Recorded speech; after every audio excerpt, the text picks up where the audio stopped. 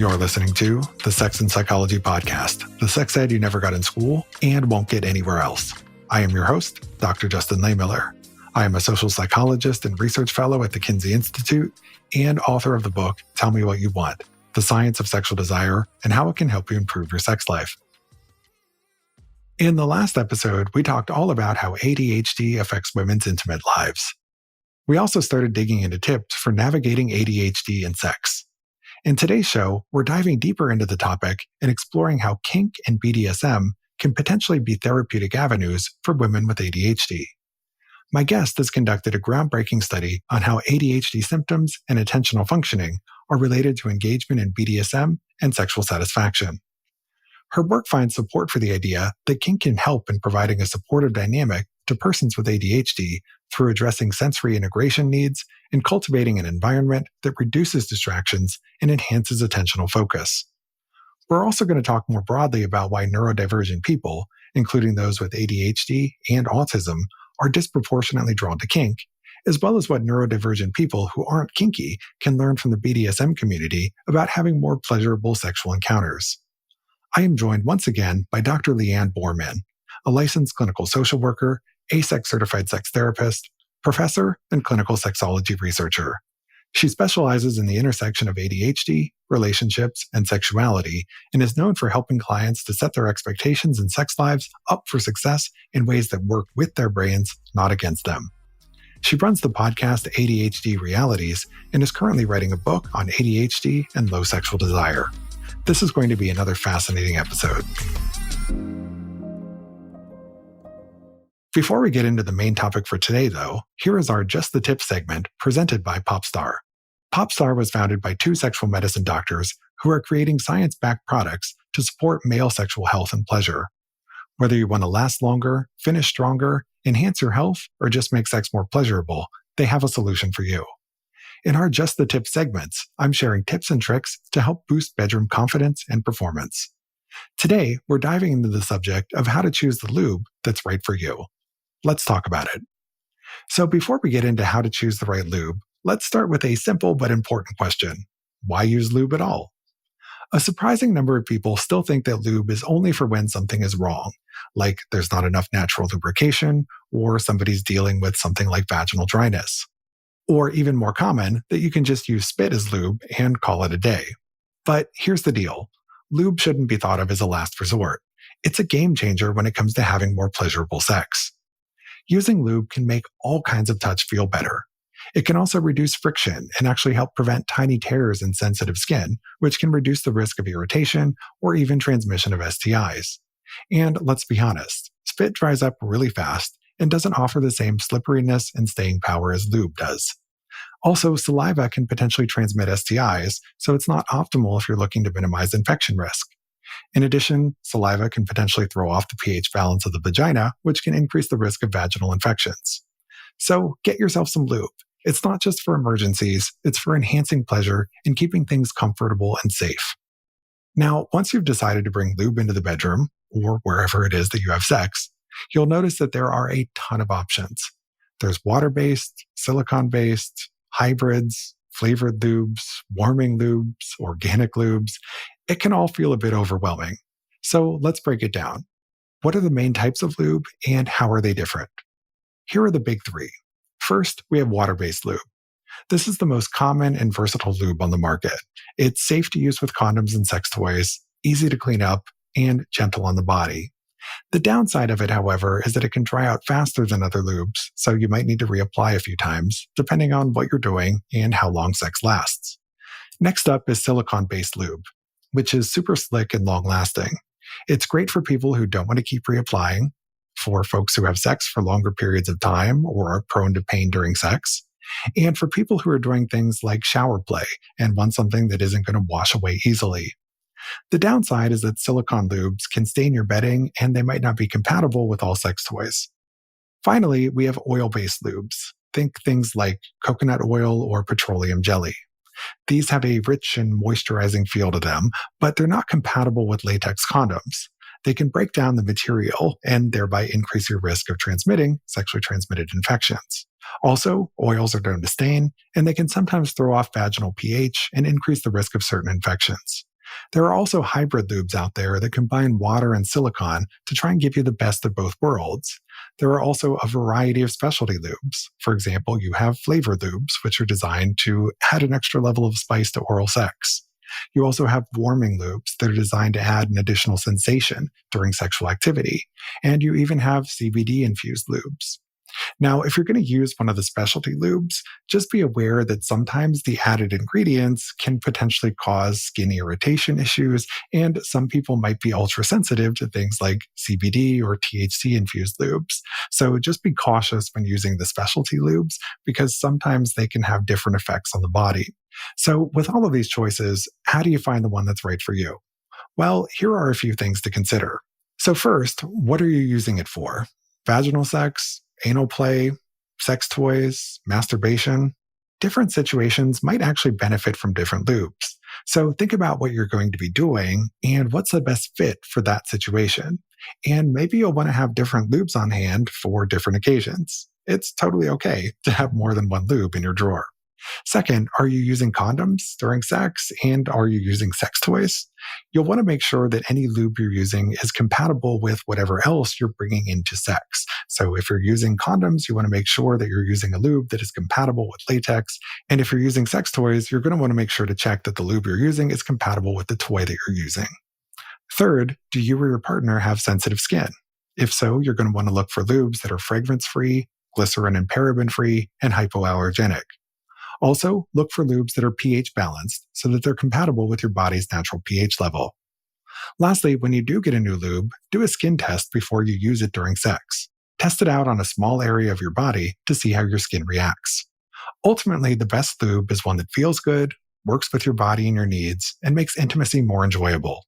So whether you're new to lube or just looking to upgrade your lube drawer, don't be afraid to experiment a little. It's all part of the fun. All right, that wraps up our Just the Tip segment presented by Popstar.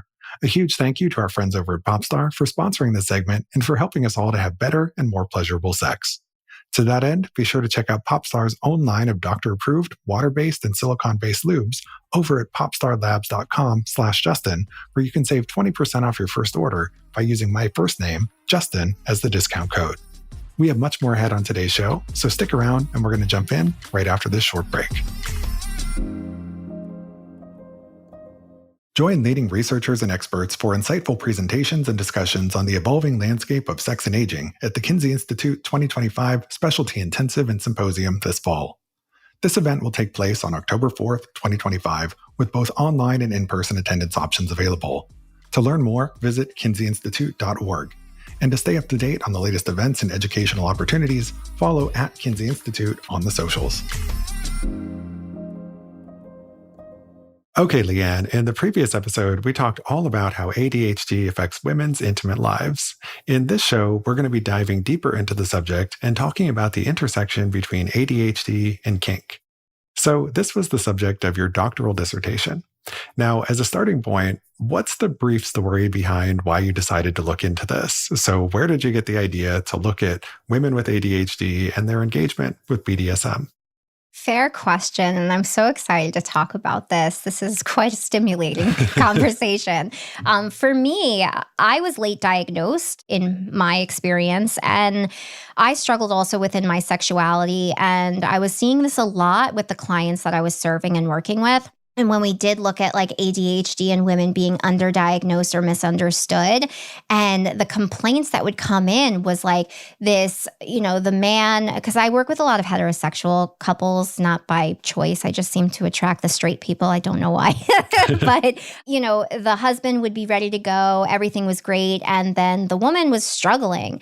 And what I started noticing for the individual that had ADHD, specifically the woman, was there was always either an interest and or already exploration in BDSM and kink. And they would always report the same thing. When they were engaging in those activities, they were more not just satisfied, but grounded. They were more into it, and they were able to feel more connected when in compared to what I guess people call vanilla sex. And I don't really like to use that word, but we're going to use it for, purposes here. And so I was like, okay, well, this is interesting. Let me go look and see what the research says. Lo and behold, no research. And it was kind of like eye-opening, frustrating, because I'm like, holy moly, like we've come so far in research on BDSM and kink. What's going on here? So I was able to find literature on autism and BDSM engagement. And even that was very scarce, if you will. But a lot of it kind of was making sense in terms of what my clients' stories were. And so I was like, I wonder if this is no different than when we provide accommodations in our day-to-day lives, in school and work. What if we start providing accommodations in the bedroom? And what if BDSM isn't just a sexual preference, but what if it's a form of adapting to our neurodivergency? Mm-hmm. And that's kind of where it all started. Well, thanks for sharing that. And, I think the story that you described there is part of the reason why we need clinician researchers, because all too often people become either clinicians or scientists. And, historically, we tried to train people to do both. And we still do to some extent today, but people tend to get pushed more down one track or the other. And I think we're missing out when we don't have that blending of the two, because I think oftentimes clinicians are going to be the first ones to observe certain things, certain patterns. And it's important to have clinicians who then follow up with that through doing research, because the researchers aren't seeing the same thing that the clinicians are. So yeah, I appreciate when we have that blending of the clinical insight and then following up with that through actual scientific study to see, all right, how does this actually bear out? And was this just something unique that happened in my therapy office, or is there a bigger pattern here? Yeah. No, I totally agree 100% on that. So in your research, you focused specifically on heterosexual women with ADHD and their engagement with BDSM. So why did you look at heterosexual women, or why did you focus on that population for your particular study?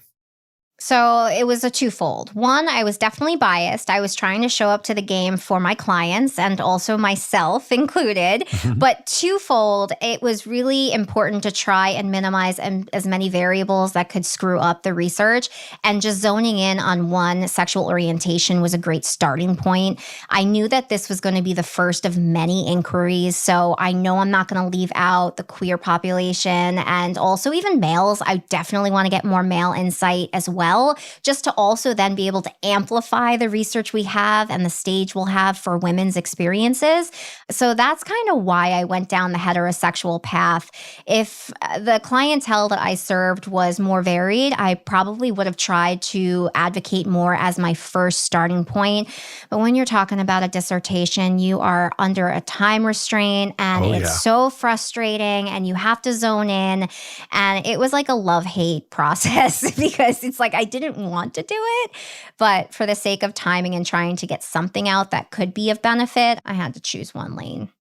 Yeah, I totally understand that. And something else that you talked about in your paper was about how queer women have fewer barriers to kind of embracing their kinky side in general. And that's true of queer folks across the board. Something I've seen in my sexual fantasy research is that people who identify as anything other than heterosexual tend to be kinkier, and they tend to feel less shame about their sexual interests compared to heterosexual populations. So I think there's oftentimes a bigger barrier to engaging with things like kink among heterosexual persons because they tend to be more embroiled in a lot of sexual shame.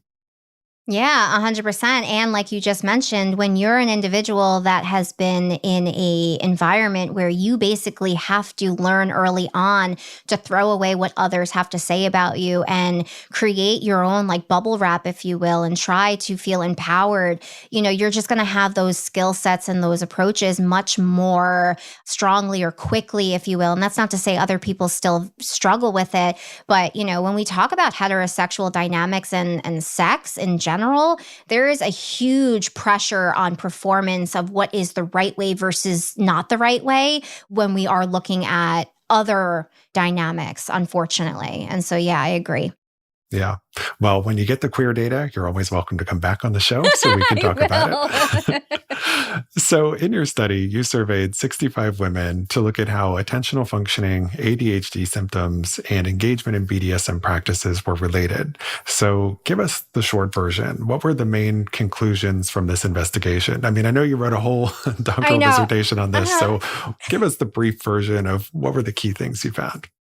What's really funny about this question is I have ADHD, and so giving a short and sweet answer is so hard, but I'm going to do my due diligence over here. So one of the reasons I tested attention specifically was because for strength purposes of the study, I had to test a mechanism of ADHD, and attention kept coming up in all the literature, right? Like it's the lack of attention as to why you're not having an orgasm. It's the lack of attention that is why you're not able to show up in the conversations that matter most in your relationships, right? So I wanted to have a mechanism that I physically was able to test. And what I actually found was all of the participants that failed the psychovigilance motor test, they also scored higher on the ADHD assessment survey. And then they also scored and stated that they engaged in some level of BDSM, but then they also reported that they had more satisfaction and they also felt more supported within how their ADHD symptoms were presenting. And this, for me, while my research by no means is statistically weighted at all, it is very much exploratory, and it really creates the platform of saying, like, okay, this is a real thing. I mean, the community has been talking about this for I don't know how long. I am not new to I just had an epiphany. Whoa, like, no, the community has been talking.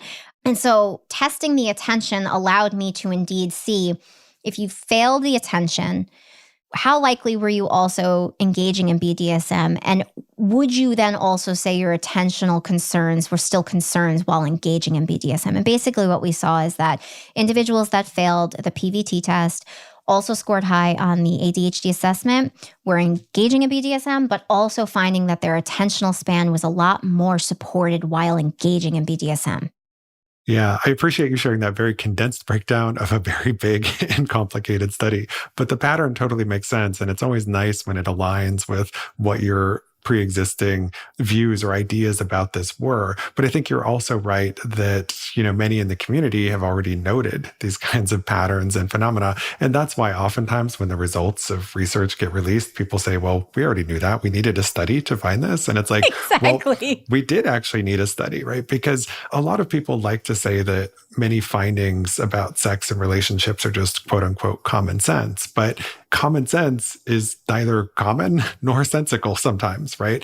Sometimes common sense beliefs don't hold up when we test them to the research. And so that's why we still need the data. We always need that as a starting point to confirm or disconfirm whether our observations about the world actually hold up to scientific scrutiny or not. Yeah. And I'll even take it a step further for you I'm going to hold on to my data because it's going to help me strengthen research in the future. But another thing that I noticed is that the individuals that not only failed the PVT test and then were engaging in BDSM, they were really more in the age bracket between the ages of 35 and 45. And what my brain goes and says is, ooh, perimenopausal? What else is going on here? Also, we see a lot of transitions in women in general with the work I've done and even in the literature on the empowerment or the moment in time where they're like, you know what, screw this. I'm not doing this anymore. I want to enjoy my sex. I want to enjoy pleasure again. And so the age bracket was quite interesting. So I'm going to look into that more in the future, but I just wanted to note that because that's also where my clientele age frame is for all of these as well.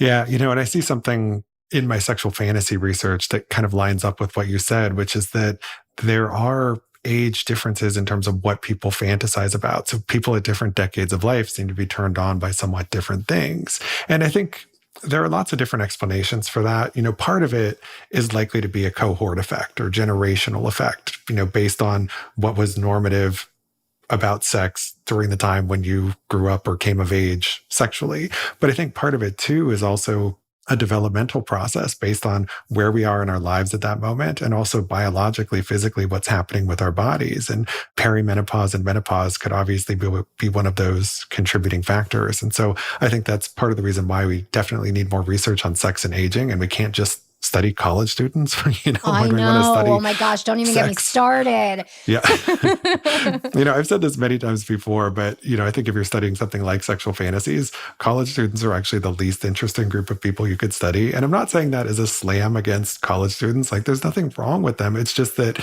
sex is very different for a young adult who hasn't been doing it very long and doesn't have much experience with it and isn't somebody who has had practice in terms of being in very long-term relationships too, right? So sex is something that just evolves and changes across the lifespan. And yes, we certainly still need to study young adults, but we just need to study people at all stages of the lifespan when we're talking about sex. Yeah. And they're also unpacking and unlearning, hopefully, all of the negative messages they grew up in sex ed and how porn describes things. So, they're not necessarily also the most open-minded to different experiences. They're still unlearning that. It makes total sense. Yeah. So something that I thought was interesting about your data is that you found that nearly half of women said that BDSM environments help to alleviate their ADHD symptoms, and a similar number said that BDSM helps to improve their ability to focus. So this suggests that many women consciously recognize that BDSM and kink may be a therapeutic practice for them and a pathway to sexual satisfaction. Now, the remainder of the women either didn't express an opinion or they said that BDSM wasn't helpful. But that might just be because many of them have never had experience with BDSM, right? Correct. And what was interesting about what you just also talked about is that for a lot of individuals outside of doing this study, they don't necessarily have the tools or the lens, if you will, to put two and two together as to the why, right? Why does BDSM do this for me? And what we see in BDSM is it is very, very, very neurodivergent friendly. When you look at it, there's structure, there's communication. The shame kind of goes out the window when you're doing ethical BDSM. You're having conversations, you're pausing, you're normalizing pausing, you're creating bridges, you're being mindful of sensory needs and your experiences. And so BDSM, basically, what I like to call, and I don't know if I'll get shit for this, and I apologize if I'm not allowed to curse, but I like to say BDSM might actually be the resource room to an ADHD or sexuality, because there's so much accommodations there when you really unpack it. And so when women have learned, oh, wait a minute, that makes sense. I'm doing something that's actually working with my brain, not against it. It becomes more about, it's not about you being incapable, it's about access. Yeah, and the way so many people talk about kink and BDSM is through a lens of pathology, right? Yeah. But something that I talk about in my work, whenever I give talks and workshops and lectures on fantasies about kink and BDSM, I talk about how I think for many people, there's therapeutic value in it for them. And, one of the things I find in my research is that there's a small but statistically significant link between having a history of sexual victimization and having fantasies about kink or BDSM. And some people look at that and interpret that as, well, trauma causes kink, therefore kink is inherently rooted in trauma. And it's like, all right, you're totally wrong with this, right? Because, the correlation is there, but it's very small, right? So the idea that kink is inherently rooted in trauma is not true. But I think for that proportion of the population where there's this link between trauma and kink, I think in many cases, it is this kind of therapeutic thing where kink might be a way that they work through a previous sexual trauma or take control of a trauma, a previous event where they didn't have control over that situation. So, there are lots of different ways to think about this and analyze it. But I think in many cases, whether we're talking about ADHD and kink or trauma and kink, I think there can be therapeutic purposes that kink is serving for the individual. Yeah, and I think you're also amplifying what I preach in the work I do is that, again, it's about access, right? Like my dissertation, the theoretical framework, the weight of that puppy was critical disability theory, which is this theory that talks about how disability is a construct of our social environment. And basically what it's saying is that if we had more supports, we wouldn't be, quote, disabled. And I always like to give the example of an individual in a wheelchair because visual, right? You see tons of people who are in a wheelchair, who are skydiving, who are skiing. It's not because they are incapable, but when your environment is not producing space for you to gain access to all the great things that you can be doing, of course you're going to be disabled. And so BDSM for me was like an eye-opener to that access piece. And even if you're not into BDSM, You can take a lot of the cool stuff that BDSM just like is weighted on and start using like what I call the a la carte approach and grab what works. Because again, it's not about you being incapable. It's about the access and what is your environment doing or not doing for you to be able to show up and feel safe. Yeah, you read my mind because that was actually going to be one of the things I was going to ask you about. Hey guys, confidence in the bedroom isn't just about mindset. It's about how your body performs too. And if you've ever felt like your orgasms could be, well, more, you're not alone. And that's where Popstar comes in. Popstar's Volume Plus Taste Enhancer is a doctor-formulated supplement designed to naturally boost semen volume, support reproductive health, and enhance overall sexual performance. Let's be real, for many guys, bigger is better. Greater semen volume can actually mean better sensation, a more powerful climax, and a big boost in confidence. And Popstar makes it easy. With a science-backed blend of ingredients like zinc, bromelain, and L-arginine, Popstar works with your body to naturally increase semen volume and even improve taste. All you need is just 4 capsules a day. Most guys see results within 3 weeks, and the longer you take it, the bigger the benefits. So if you're ready for more volume, stronger climaxes, and next-level confidence, check out Popstar Volume Plus Taste. Save 20% off your first order by using my name, Justin, as the discount code. Check the show notes for the link or visit popstarlabs.com/Justin.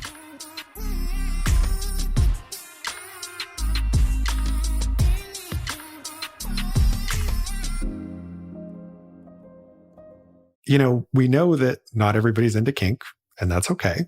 But can you still take principles of BDSM and apply them in quote unquote vanilla sex in a way that could be beneficial, right? And I think that this is true in a lot of different ways, like where there are things that we can learn from kinksters in terms of how everybody can have better sex. And, one of the key things there would be having advanced negotiation or communication, like the way that most vanilla people approach sex is that there isn't that advanced communication, and we just kind of gather consent sequentially at each stage of the process, and we don't necessarily know what's going to happen next. And with kink and BDSM, there is this advanced negotiation and advanced consent that takes place where we talk through what is going to happen. And that doesn't mean that you can't revoke your consent at any time throughout. That's why safe words and other things exist. But rather, it's to get everybody on the same page so that you know what is going to happen, what everybody is into, what the other person's hard limits are.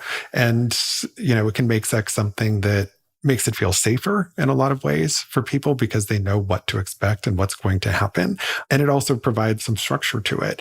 And that doesn't mean that it takes all the fun out of sex. Again, this goes back to the idea that so many people have this idea that sex needs to be spontaneous in order to be exciting and fun. But having it planned out and negotiated in advance doesn't have to take any of the fun out of it, right?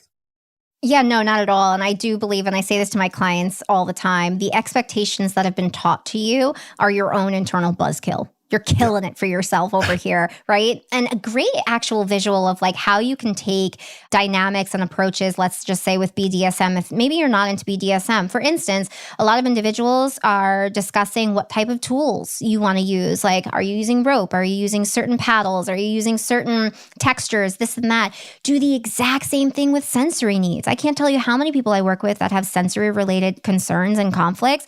Talk about what sensories you feel you're into that day. Really ask, where are you at in terms of your regulation? Again, going back to that task switching, talking about what do we need for the bridge? How do we down regulate to get into it? That is no different than the conversations when we're just talking more BDSM language, right? So that is a great example of how you can take that dynamic and that outline approach and bring it into your bedroom, whether you're into the kink or not. It can still help. Yeah. And I think a good analogy for this would be, think about planning a trip to an amusement park, right? This is something that people are going to plan in advance. Like most of the time, we're not just spontaneously going to show up at an amusement park because most of us don't happen to live right next to one, right? So there's going to need to be some planning involved. And you're going to decide in advance which rides you're going to go on. You're going to research them. And you're probably going to say, okay, that one sounds like a little bit too much for me. That's beyond my comfort zone. So we're not going to do that one. but we're going to do this other one and this other one, and we're going to ride that one 6 times, And so you sort of figure out what your plan is in advance and you negotiate your comfort zone and boundaries with the other people who are going to be going with you. And then you go and you have a great time, right? Just because you planned it out doesn't take any of the fun out of it. We plan so many things and negotiate so many other things in our life in advance of when we actually do them, but that doesn't make them any less fun or exciting. So I think when you start thinking about it through that lens, it's like, okay, maybe we can apply the same approach to sex. And, you can say the same thing, like, we're not going to do that ride, but we're going to do this other one and we're going to do it 6 times. And it's going to be fun, right? Mm-hmm. Yeah, and I think you speak volume again to going back to like even how we see ADHD in the literature. There are so many layers here. And one of those layers is indeed what your expectations are on good sex, bad sex, right sex, wrong sex, what it means to your relationship if it's not going this way. Again, there are so many layers. And if you're not exploring those layers and you're just trying to pathologize your approach, even as an individual, you're going to be missing the mark. You're going to be missing so many other layers that deserve just as much attention. Yeah. So, as you've mentioned, and as you discuss in your dissertation, you talk about how BDSM can provide various supportive dynamics for women with ADHD. And one of the ways it can do this is by addressing sensory integration needs. So, I was wondering if you could tell us a little bit more about that. How can BDSM help people who have certain sensory sensitivities? Yeah, so there's twofold. So I like to talk about overstimulation and understimulation, right? And so if somebody is overstimulated, we're going to shut down. Our nervous system basically says, I'm good, I'm out. If you're understimulated, that's where that inattention piece kind of starts to come in. You're not stimulating the brain and the mind enough, so you're going to tap out and move on to the next thing, right? And if there's no next thing as you're trying to have sex, you're going to just be tapped out, right? So when we talk about sensory, so for some individuals, and this is where, again, going back to the research, there's different theory models. So you have executive functioning, right? That's Dr. Russell Barkley. Then you have state arousal. And state arousal and executive functioning together talks about the importance of both executive functioning and how our arousal system and our needs are. And so when someone is in need of certain types of stimulation and they're not getting it, they're going to tap out. So when we talk about BDSM, things like rope play or impact play, including any type of biting or scratching or any form that's going to create intense sensations, can be very helpful for some individuals with ADHD that specifically are more under-aroused, if you will. For those of us that are more overstimulated easily, we can use sense as a form of regulation. We can use certain touches as forms of regulation, and it becomes about pressure, right? And even I've had 2 clients specifically, and this is the beautiful thing about rope play, is you also get to determine what type of pressure goes into that. And so rope play can be really great for individuals because it's a form of grounding. It's a form of safety in terms of our nervous system and our regulation piece, and then the executive functioning, if that makes sense. So I hope I answered your question. I feel like I'm ready to also go down on the path of how certain smells and sounds can throw you off your beaten path, but I don't necessarily think that is where BDSM comes in, but Yeah, I mean, that all makes sense to me. And, I think this also goes back to some misconceptions that people have about BDSM, which is that they assume that it's always this very intense and wild kind of experience, right? And, the reality is that BDSM, like everything else, is a spectrum. It runs from mild to wild and from low intensity to high intensity. And I think more often than not, people are playing at the lower intensity end of the spectrum. And, that can be the case for various reasons. It might just be within their comfort zone, or it's what makes them feel safe and secure and so forth. But yeah, just because you're going to engage in kink or BDSM doesn't mean that you have to go into high intensity activity, right? It's very much something that you tailor and adjust to the preferences and comfort zone of the individuals involved. yeah, and not for nothing, but this is where like feeling the feels come in as well, because you really need to hold space to explore what your nervous system potentially needs. And again, this is kind of where ADHD can become frustrating because what can work for people in one day may not be the next, but still understanding what is typical for your experiences. How does your nervous system need to feel safe? Because again, that safety piece is not just talking about, is consent involved? Are you in a nice four-walled room? Like, it goes into, are you safe in terms of, is the sensory input and output matching what you need? Is the regulation input, output what you need? If you don't know that, you're never going to be able to set that environment up for success. So this is where like feeling the feels, becoming understanding of your diagnosis, what that means for you, working with a professional that understands that as well. So vital when trying to use BDSM, kink, or any other type of interaction for it to be more in line with our brains instead of against it. Yeah, and that's such an important point about how your needs and how they can change from day to day, right? I think one of the problems with the way a lot of people approach sex is that it's the same every single time, and it doesn't take into account the fact that we are different sexual beings on different days of the week, right? And so, again, that's why we kind of need that advanced negotiation and communication, because we need to figure out how we're going to meet our needs in that given moment. Yeah, and the same thing also kind of sucks because it tends to be kind of boring for us ADHDers. And I don't want to paint a brush across the board because some people like the traditional routine. So that's great. But I know for a fact, for me, many of my clients, like, we like to change things up. We can't show up to the same thing over and over again. Yeah, and I get that. Some people like their routines. Some people find security in having some level of predictability. So again, different things work for different people. Now, there's been some previous research looking at the intersection of autism and kink, which you previously alluded to, and we covered on the show back in episode 238. I spoke with Dr. Liam Wignall about his research finding that people with autistic traits were disproportionately drawn to pup play, which is a specific form of kink. Now, autism and ADHD are different forms of neurodivergence, but both of them are related to kinky interests. However, what might be appealing about kink to these two populations might be different.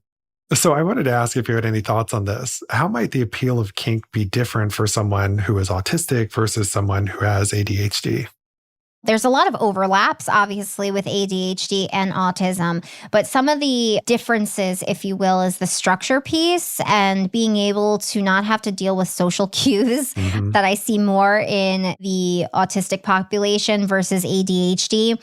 When we are looking at the interest piece, I think it's really hard to even know because for me personally, I work with a lot more ADHDers than individuals who have both ADHD and or autism. So I stay in my lane. But I do know that the literature, even that I referenced in my dissertation, it showed that because of those structure settings, the lack of, surprises, I think the surprise piece is really huge for a lot of individuals with autism. Having that predictability, if you will, is really more, I don't want to say important, but I see it more with autism than ADHD. I see a lot more sensory experiences with ADHD in terms of the overstimulation and the understimulation piece as one of the reasons we gravitate or seem to gravitate more towards BDSM and kink. But the study that I referenced in my dissertation just saw that it was meta-analysis from what they could gather that we do see just more neurodivergent folk gravitating towards BDSM than we do neurotypical folk. And again, I think that's a very layered thing. When you're masking your whole life, if you don't have a diagnosis, BDSM basically says you don't have to mask for the most part. I mean, there's still probably dynamics with people that may still hold some level of demands that may cause you to feel like, oh crap, I don't know what to do here. But for the most part, it doesn't demand you having to mask. It literally puts everything out there for you. And so the support system's already kind of naturally and with warm hugs, if you will, already there for you. Yeah. And, again, I think this goes back to the idea of kink and BDSM as being therapeutic for a lot of people because it's something that is designed intentionally in a way that is going to meet them where they are and help them to gratify their needs in a way that can allow them to achieve sexual pleasure and satisfaction. Thank you so much for this amazing conversation, Leanne. It was a pleasure to have you here. Can you please tell my listeners where they can go to learn more about you and your work? Yes, definitely. So first, thank you so much for having me. It's been a wonderful time jamming out and nerding out with you. In regards to social media, I'm on Instagram and TikTok. I'm more heavily on Instagram than TikTok. I can't task switch between the two. It's at Borneman Psychotherapy. I have a website, www.bornemancoaching.com. You can get all the information, not just on my research, but if you're interested in working with me.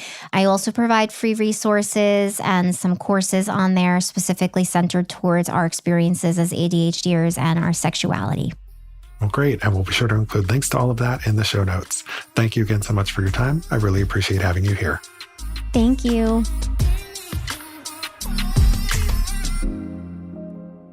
Thank you for listening. To keep up with new episodes of this podcast, visit my website, Sex and Psychology, at sexandpsychology.com, or subscribe on your favorite platform, where I hope you'll take a moment to rate and review the show.